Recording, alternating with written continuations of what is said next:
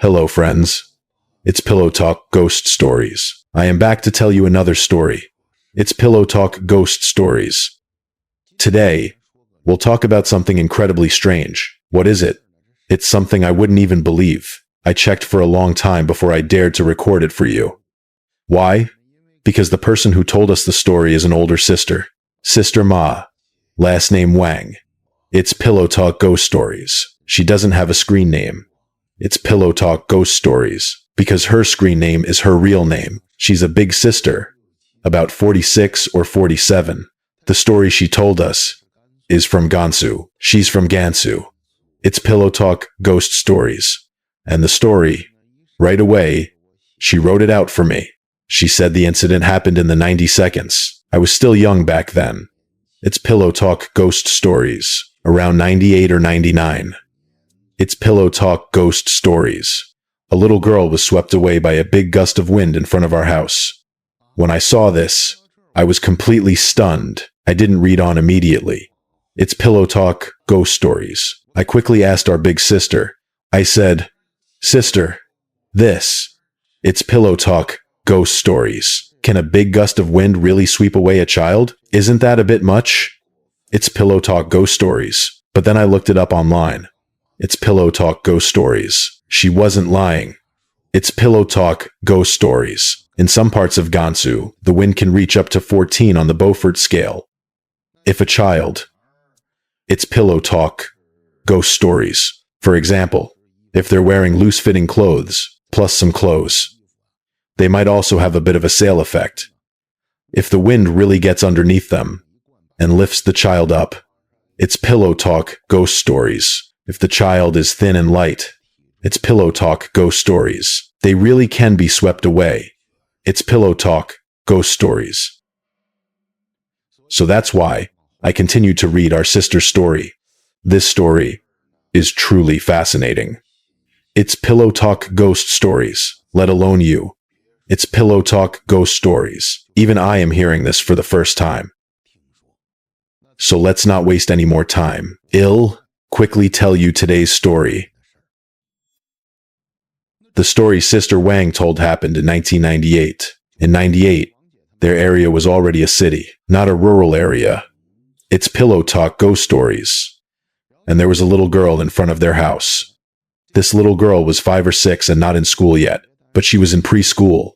It's Pillow Talk Ghost Stories. I don't know. It's Pillow Talk Ghost Stories. Some of the younger listeners might not know what preschool island it's Pillow Talk Ghost Stories. Back when we were kids. It's Pillow Talk Ghost Stories. Those of us who were born in the 80 seconds and before 95, we had preschool when we were young. You weren't in school yet. It's Pillow Talk Ghost Stories. You hadn't reached school age. It's Pillow Talk Ghost Stories. But you still had to go to school for the first 6 months. This was the preschool, organized by the elementary school. This little girl was in preschool at the time. She was a tiny little kid. It's Pillow Talk Ghost Stories. But her parents, it's Pillow Talk Ghost Stories, to be honest, were a bit irresponsible. They always let the kid walk to and from school by herself. Of course, it's possible her parents were busy.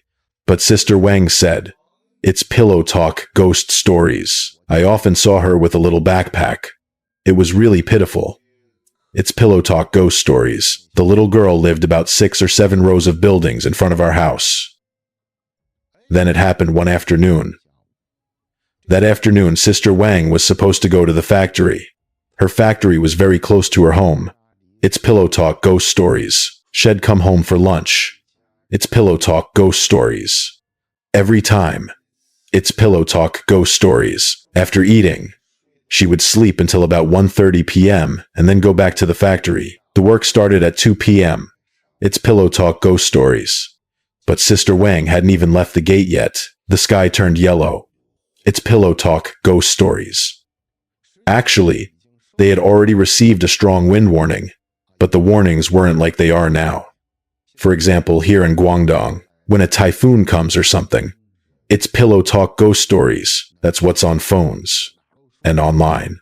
But Wang Ji was here the day before. The newspaper said there was a recent sandstorm, but I didn't expect it to be so serious. Then a short while later, luckily, Wang Ji didn't go out that day. The sky was filled with yellow sand, and the wind in the sky, it picked up in no time. Some areas in Gansu are near the desert. When the sandstorm starts, it's unimaginable. Of course, I've never seen it. I can't imagine it either. How big was it?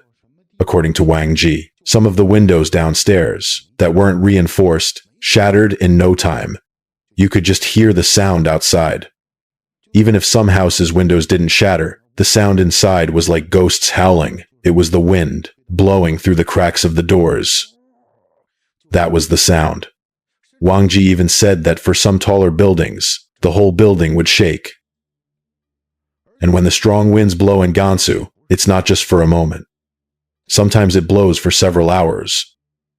Then not long after, Wang Ji said this weather, it got wild. It officially began. It blew for about 20 minutes, when Wang Ji heard someone calling out at her door. At that time, Wang Ji said she knew something had happened. Something must have happened, but she couldn't go out to help. She couldn't look either. Finally, the strong wind blew until 4 p.m. and gradually stopped, which means it blew for a full 2 hours. When it stopped, everyone went out. They had to check the situation outside. Their bikes at home. Some tricycles were blown far away. They had to go out and get them. As soon as they went out, they saw downstairs. A couple came rushing over. This couple was the little girl's parents.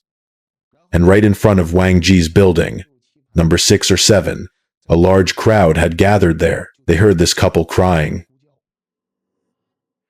Wang Ji definitely went to watch the excitement.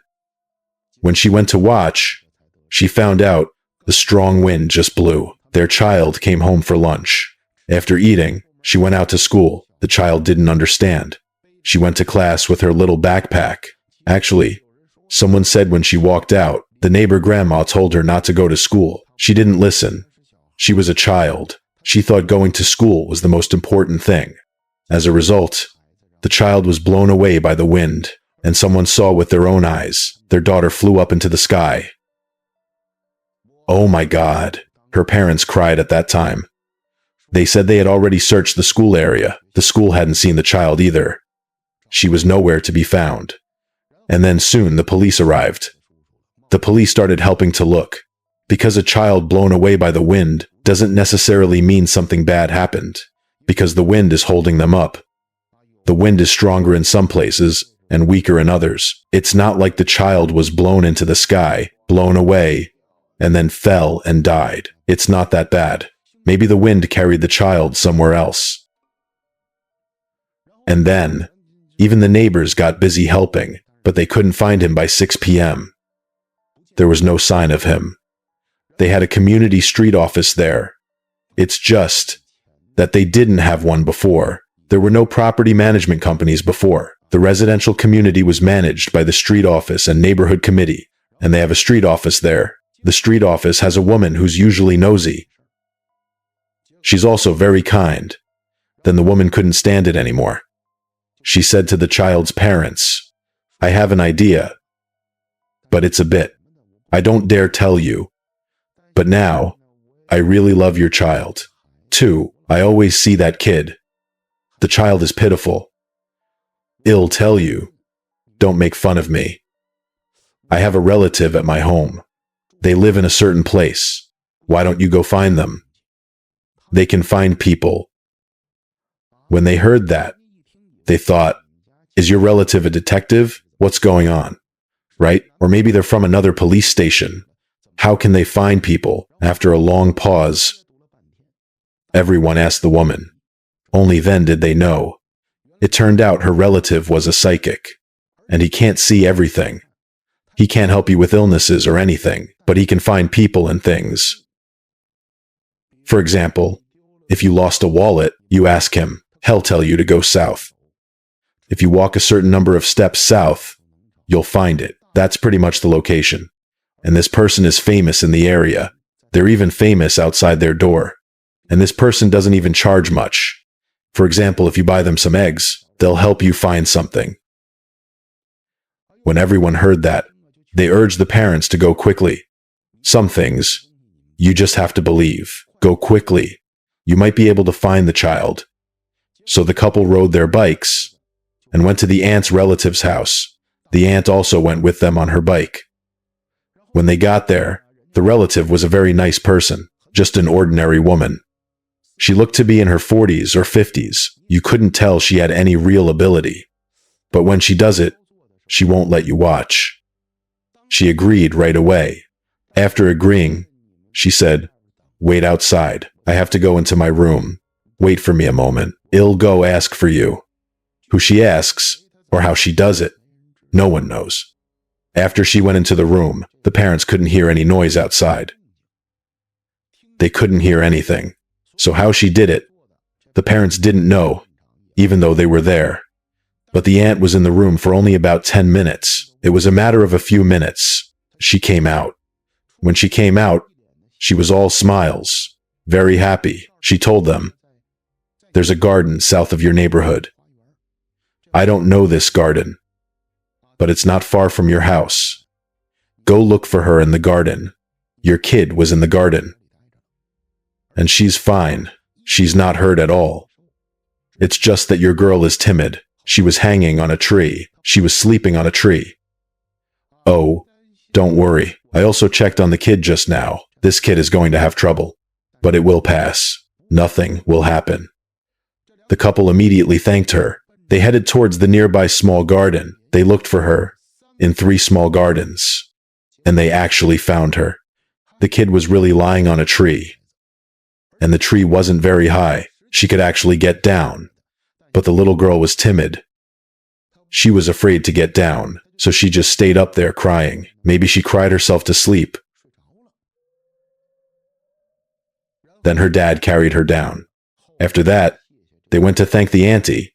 But through this incident, Sister Wang said, this auntie became famous in our neighborhood. She really became famous. Everyone was talking about her.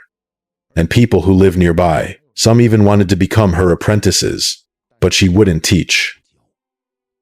What did she say? She said, "This thing of mine was passed down from my grandma. Their family only passes it to daughters, not sons." To put it bluntly, in ancient times their family had this skill. This is their family's rice bowl. Later, after the liberation, they didn't dare to show it. They were afraid of being called feudal superstition. But actually, according to this auntie, she said this is not feudal superstition. It seems to have some scientific basis. But no matter how we asked her, she wouldn't say anything. And also, I've heard of similar people and things like this.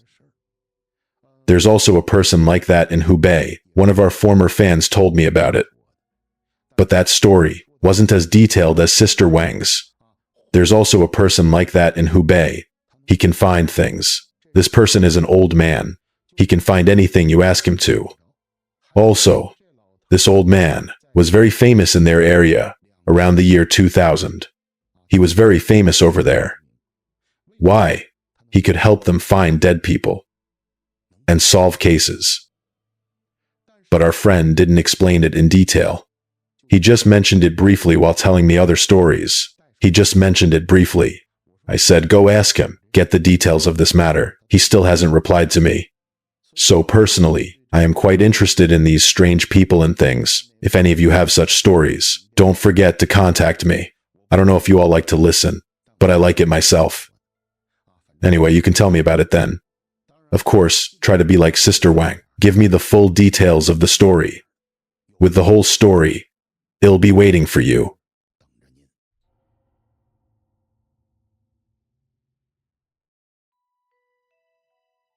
Hello, friends. I am here to tell you another story. Today, we have a guest on Pillow Talk. A friend who wakes me up and makes me sleepy has come over. He's from Shandong. From Heze. Shandong. He's going to tell us a story about something his uncle experienced. The story happened around the year 2000. His uncle had just graduated from a technical school, and he went to look for a job. He was introduced by a friend. He introduced his uncle and got him a job, in a small factory on the outskirts of Hez. He became a batcher or something similar at a food processing factory. Turns out his uncle was really lucky. This factory had been open for many years. Nothing had ever happened, but he hadn't even been there a month. When something happened at the factory, it didn't happen to his uncle, but to his coworker. And it made everyone at the factory nervous. The whole thing was really scary. The incident his uncle encountered happened around the year 2000. His uncle went to work at this factory. He had been working there for less than 2 weeks when the factory brought in some new equipment. It was a small food factory, and they were expanding. So they hired more workers, 15 or 16 new workers, including his uncle. Among those new workers was a girl. The entire factory was male. What does that mean? It means all the workers were male, and they finally hired a female worker. She was not that young. She was in her 30s, a normal age, a very ordinary woman. But the problem was, she couldn't stay in the male dormitory. Right? That's impossible. And the factory would definitely hire more female workers in the future. Because female workers are more meticulous. Many production lines are more suitable for women, not men. So the factory leader, the owner, he had the factory staff clean a few rooms to use as a female dormitory in the future. But these few rooms were cleaned by the male workers. The male workers cleaned the rooms for their female colleague. They are all colleagues. How clean do you think they could make it? They just did a simple, quick cleaning. But the thing is, these rooms were a few old empty rooms the owner got. When he took over the factory, the doors to these rooms had never been opened. We don't know what the factory used to do. They were just locked up and full of all sorts of junk. And the staff did a sloppy job of cleaning. They kept some usable chairs and tables and just threw away the unusable stuff. After they were done, the woman came a few days later. She came to work and moved in. After she moved in, not even 2 days passed. One morning, the woman went to the workshop to work. But halfway through her shift, the woman took out a letter. The letter was clearly very old, from many years ago. You could tell the paper had been there for a long time. She showed it to her coworkers. She said, "This is from my dormitory. I found it in an old cabinet. I was tidying up the cabinet, putting clothes inside. I saw a letter pressed inside. This letter was pressed in that old cabinet.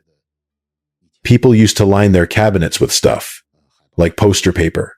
It was pressed under that paper. You guys, what is this?" The woman didn't open the letter. At the time, one of the male workers was curious. He took it and opened it. After he opened it, he read it. He took one look and realized this isn't good. It was a suicide note from this man. He's so heartless. Of course, I shouldn't say that. He didn't know the woman well. He didn't have to get involved. Anyway, maybe the man didn't say anything. He took it, took one look, and thought it was bad luck. So he stuffed the letter back and gave it to the woman. "Hey, I am not looking at this thing. What is this creepy, disgusting thing?" But he didn't explain. But this woman was illiterate. She was over 30 years old.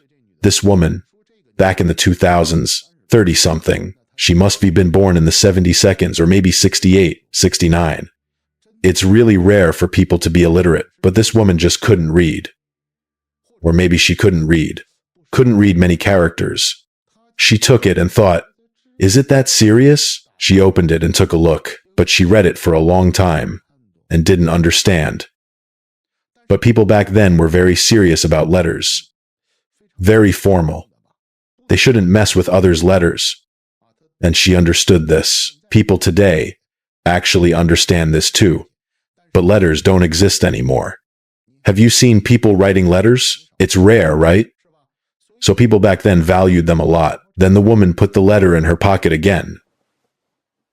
She put it away, but we don't know where she took it. It's not clear. and no one brought up the topic. And the man who read the letter wasn't a blabbermouth either. If it were me, after I read it, the whole factory would know about it instantly, right? They'd have to tell people, hey, look what happened. She picked up a suicide note, an old suicide note from so many years ago, right? But this person didn't tell anyone. So only these two people knew about it. No one else knew. But 3 days after this incident, something went wrong. At night, around 7 or 8 p.m., everyone was off work. They were all in their dorms. This woman was also in her dorm. No one knew what she was doing. Because in that row of 4 rooms, she was the only one living there. At the time, they hadn't hired other female workers yet. But at 7 or 8 p.m., this woman got all dressed up in her room. And she had a bunch of things in her hair, colorful stuff. Red, green, and blue hair ties. That was popular then. She made herself look like a colorful egg. Then she came out of the room. When she came out, some people didn't notice her at first. Later, the men lived outside, right? Those guys were bored and had nothing to do. This is wrong, isn't it? I don't mean to attack men, but when a man sees a woman, sometimes they just want to have some fun. It's normal. They're just waiting to have fun. And then they see what she's doing. Her makeup is frightening. Her face is painted red and green. Then a few of the men noticed her. And the bad one started talking to her. Oh, what are you doing? Are you dating? Don't you have a husband? Who did you fall for? They were probably teasing her, and with that teasing, this woman normally doesn't talk. She'd only been working at the factory for a few days. She's a very honest woman. She's short. But when they teased her, she got mad. I can't say a bad word on the show, but you get the general idea. And she opened her mouth and started cursing. After cursing, she spit on the man. Everyone immediately saw that something was wrong. What's wrong with this person? Then there was a troublemaker. He probably couldn't tell that she wasn't normal. He teased her again. But not for long. This woman picked up a big stick from the side. You know, the bamboo poles in the factory. There are plenty of wooden poles. It's a factory. They work there. She picked up one of those and chased the man to hit him. And there was a nail on the end of the bamboo pole. She was trying to kill him. The factory immediately descended into chaos. Someone immediately went to get people, and at this point, the factory supervisor and others also came. Then a few people tried to control her. Hey, there's a nail on the end. No. What's wrong with you? If you hit someone with that, they'll die. But you couldn't control her at all. She didn't care. No matter what you said, she just went crazy. She started swinging the stick in her hand and cursing while she swung it. She was even crying and singing. I swear, the factory was in complete chaos. My uncle was also in the factory at the time. Suddenly, half the factory came over. What happened? They just wanted to watch, and they surrounded the woman. But when she was surrounded by people, she was at a loss. Suddenly, she just sat on the ground. Sitting on the ground, she started crying. After crying, she started cursing. But the things she was saying, you couldn't understand a single word. She was talking about things from the last century, things from the 80 seconds. Also, while she was cursing, she cursed many people. These people weren't from their factory, so you didn't know them. After a while, someone told the boss. The boss came from his rented house, because the boss factory was built with the village. I think so. And he probably lived in that village. Then the boss came. When he came, some villagers came with him. There were people from the village. People who always hung out with the boss. There were a few rascals in the village, like Bianchidian. But these rascals definitely. They are from this village. They know what's going on in the village. The result was at the very beginning, they still didn't understand what was happening. But as soon as they heard the woman mention names, they got it. These rascals heard it and knew something was wrong. They pulled the boss aside. "Brother, don't go over there. You shouldn't go there. What she's saying, Island. She's possessed by a ghost. The people she's talking about are all from our village. This happened years ago. This factory used to be a village-run factory. It went bankrupt later. Then it was given to you, brother. Brother, you must not go over there. Let's go back and find the villagers." The boss was scared when he heard that. He turned around and went back to the village with the rascals. But there's an expert in the village. Someone who specializes in this stuff. They went back to the village and found an old woman. This old woman was about 50 or 60 years old. Back then, a 60-year-old was truly an old woman. Now, a 60-year-old is still young. Now, a 60-year-old is still young. But don't be fooled by how thin and small she Island. She looks ordinary, but she's not afraid of this stuff. They called the old woman over. The old woman went straight over. She grabbed her by the hair. "What's wrong with you? Why are you acting up again?" Oh, this woman was afraid of the old woman. No one else could control her. She was afraid of this old woman. As soon as she grabbed her, she started crying. "I am sorry. I am sorry. I'll go back, Auntie." She seemed to know this old woman. She called her Auntie. But it didn't work. The old woman wasn't having it. She gave her a few slaps. After she slapped her, she took out of her bosom. She took out a small package from somewhere. This package was for sewing needles and thread. But it had a big needle stuck in it. This big needle was so thick. Let me tell you, it's the kind of big, thick needle we don't even use at home. Then she took the big needle and pricked the woman. After just a couple of pokes, she pricked the back of her neck. The woman immediately fainted. After she fainted, the woman was lying there. My uncle and the others were all watching. She was lying face down on the ground. The woman's face started to change color. Before, when she was possessed, her face was pale. Her face was pale. But after a while, her face turned sallow. Then the old woman quickly gave instructions to people. She said to help her up. After they helped her up, the old woman pinched her philtrum, and she asked for tea. She took the tea, held it in her mouth, and spit it on her. And in no time, she woke her up. After she woke up, the woman had no idea what had happened. But the factory boss was scared. This young boss was wondering what was going on. Then the old woman said, "Tear down those few rooms. You don't care about them, and they're useless." Meaning, the dormitory that was assigned to this woman. A total of 4 small rooms were connected. Demolish it. No one can live there. Later, when they asked around, of course, my uncle said it was something they heard later. Then they found out. It turned out this factory was a village-run factory. It was under the village committee. But even though it was under the village committee, the village head wouldn't manage this. So they brought in a factory manager. This manager was from a nearby village. He seemed to have worked in the city or something. In any case, he had this kind of experience. So everyone trusted him and let him manage it, but he didn't know anything. All he knew was how to bully people, and he was also a pervert. What happened was, after a while, of course, this woman wasn't a good person either. This woman was already married. She had a husband, but she liked the factory manager. This manager was so great, young, and capable. So, the two of them hooked up.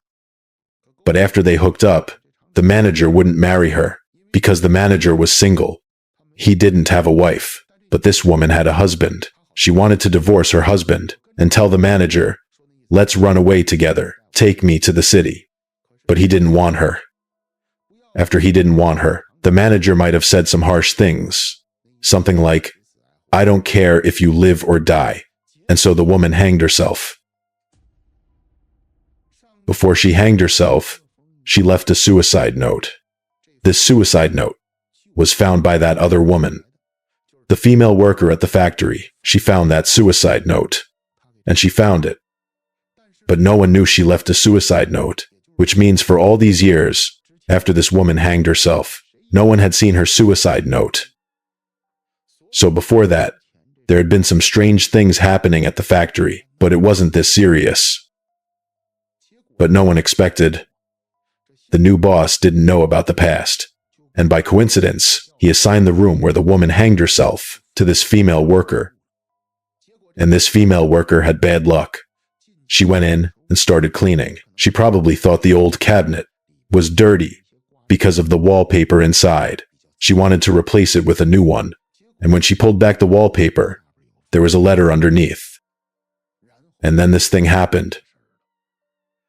Later, the letter was given to the village committee. My uncle said that since then, no one has dared to open it again. As for what was written inside, only that man had seen it. That male worker from their factory. But that male worker said he didn't read much of it. Anyway, it was all bad words on the letter. The beginning was just insults. And at the end, it also clearly stated that she no longer wanted to live, so he said he didn't read it clearly. And then later, everyone was scared of this. They were really scared. Plus, the factory boss scared them, worried that they would spread rumors. Right, causing instability at the factory. So my uncle said we don't bring up this matter again.